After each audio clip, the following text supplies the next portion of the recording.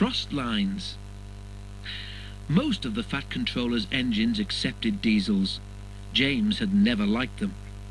"They're all right," said Henry, "just mixed traffic engines like you and me." "Mixed up engines, you mean?" James grunted. "With windows at each end, how can they know if they're coming or going?" "Toby has 2 cabs," remarked Duck, "and he gets on all right." "Toby's just a little engine," scoffed James. "If an important engine like me didn't know which way to turn, what would the railway come to?" All the engines agreed that James was becoming much too puffed up in his smoke box.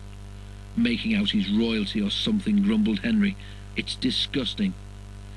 "I knew an engine called King James," remarked Duck, "in the old days at Paddington.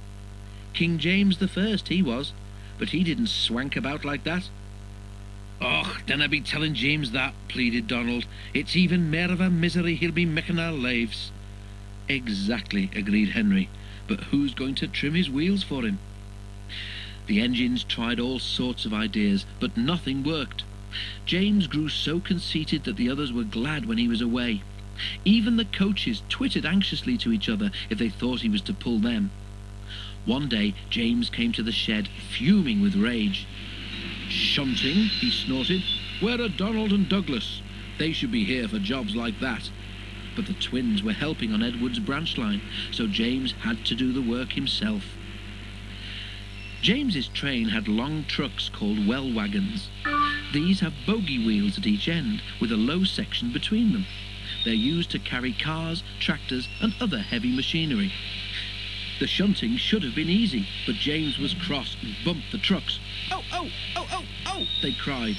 Some of them slipped their brakes on to spite James. The weather was damp and misty too, so the shunting took a long time. At last James had only 2 trucks to fetch before his train was ready. Because of the mist, the signalman sometimes found it hard to see what was happening.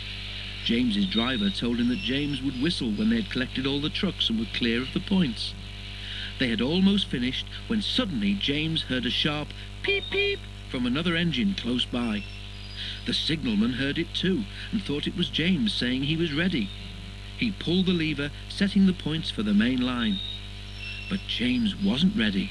The points changed when one of the trucks was halfway over them. One bogie went the right way, but the other was diverted towards the main line. Before James realized it, the truck was travelling sideways between the 2 lines.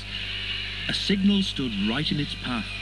"Stop!" squealed the truck, but it was too late. The signal toppled to the ground with a crash, just missing James. "That's torn it," said James's driver. "The Fat Controller won't like that." He didn't. He spoke severely about it, because the signal was important and its loss was inconvenient.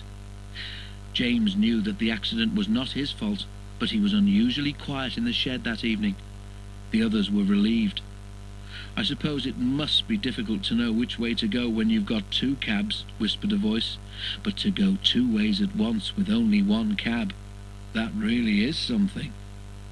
James pretended he hadn't heard.